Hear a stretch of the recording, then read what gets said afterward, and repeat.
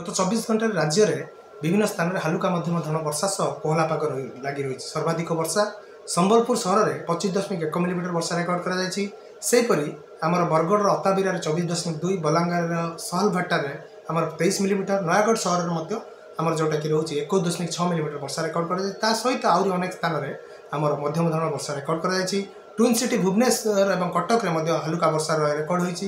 भुवनेश्वर में 5.1 मिलीमीटर वर्षा रेकर्ड होता बेले कटक में 2.4 डिग्री वर्षा रेकर्ड कर रात्रि तापमात्रा राज्यर अनेक स्थान में स्वाभाविक तुलन में अधिक रही।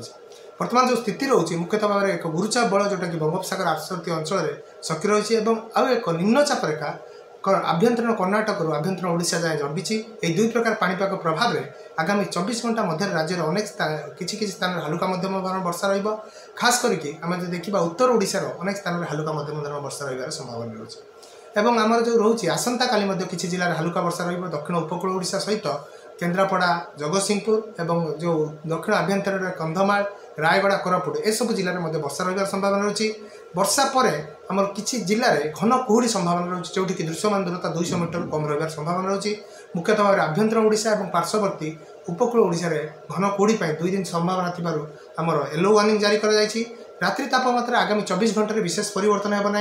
परवर्ती समय आमर जोटा कि 2 ରୁ 3 डिग्री पर्यंत तलक खसार संभावना रही अर्थात स्वाभाविक स्थिति को ठंडा फेर संभावना रही। किंतु दिन और राति तापमात्रा मध्य तारतम्य यथेष्ट कम रोकु दिन तमाम ठंडा अनुभूत होती। खास करके देखा गत 24 घंटे में झारसुगुड़ा सर्वनिम्न दिन तापमात्रा जोटा कि 18.2 डिग्री रेकर्ड कर आज अनुमान कर उत्तर ओडिशार अनेक स्थान में 20 डिग्री पाखापाखि दिन तापमात्रा रेकर्ड होबार संभावना रही। जो रोचे ट्विन सिटी खास करके दिन तमाम मेघुआ पाग सहित हालुका वर्षा रही संभावना पूर्वानुमान जारी कर।